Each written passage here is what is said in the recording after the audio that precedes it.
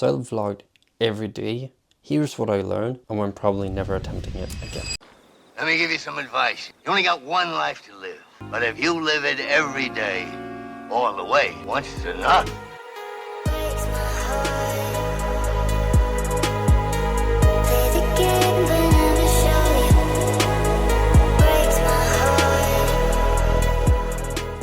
So the idea of this channel started last week on Monday. And it was after I watched Ali Abdaal's video, 9 things I wish I knew when I started YouTube. And he said something in the first 3 seconds that changed everything for me.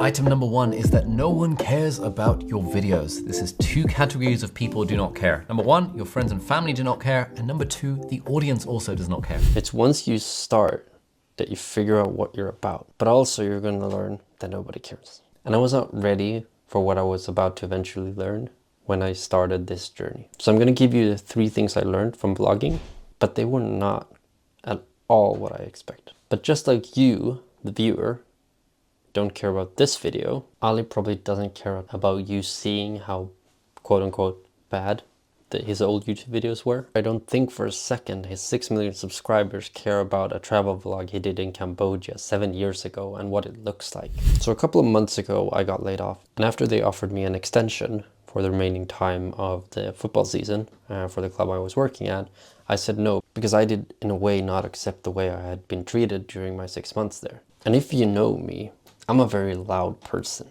Like, I don't shut up and do as I'm told. I always speak up and voice my opinion.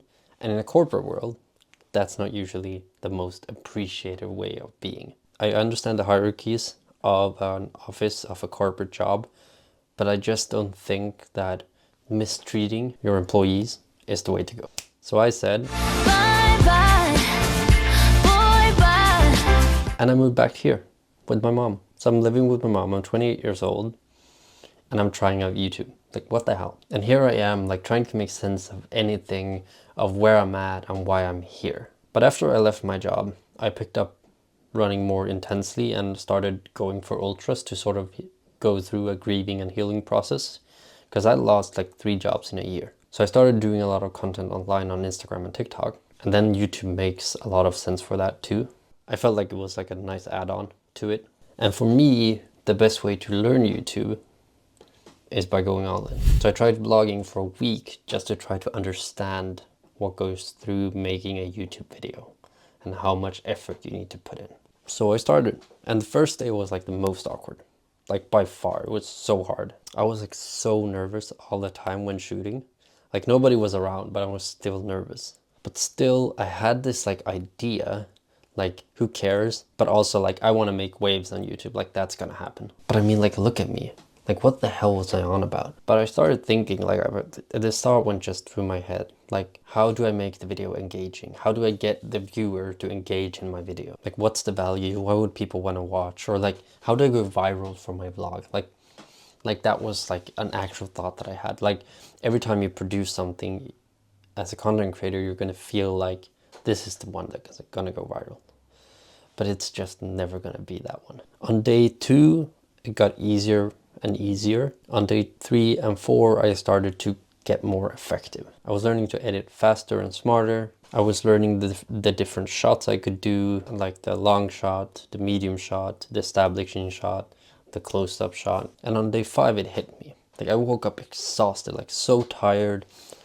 And I just remember this idea in my head that I can do this. I've done like hard things before, but this felt like something else that I didn't fully understand or grasp.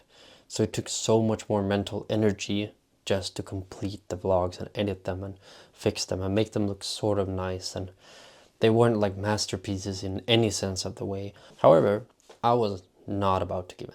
And I realized something very monumental that I will never forget is when I watched the creators that made me engage, where I felt like I was in the video, or I wanted to comment, I wanted to like, I wanted to save the video even. It all felt very natural.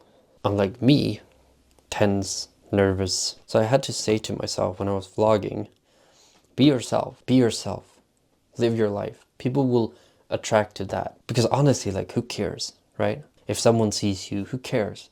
If someone says something, who cares? It's my story, and it's my story in my own way. So here's the 3 things I learned from making vlogs for a week. Number 1, I do not want to make videos every day. I'm wasted so much time and energy on editing. So until I have enough money to outsource my editing, I'm not going to do vlogs every day. Number 2, storytelling isn't as easy as it seems. And it's definitely not as easy as setting conflict resolution. If you're not trained on storytelling, you should try to tell more stories and try to establish them into your videos, because they make your videos more engaging. Like this video from Casey Neistat is one of the videos that I never ever thought would be as engaging as it is. But it's such a great storytelling lesson. And I wish I could do storytelling like this, but it's not that easy. It's a good base, but you have to build on that. And the most shocking for me was, I don't want to do videos in English. I want to do them in Swedish, which is like my sort of native tongue. I was born in Finland, but I've lived in Sweden my entire life, and I speak perfect Swedish. I posted videos about Musikhjälpen, and I did it in Swedish on my TikTok, and they were so easy to make. I was like, this is what it's supposed to feel like. And it made sense. It made so much sense. They take so much less effort for me to make when they're in Swedish, but I just like the sound of English. It sounds a lot more sexy, a lot more interesting, dynamic in a way.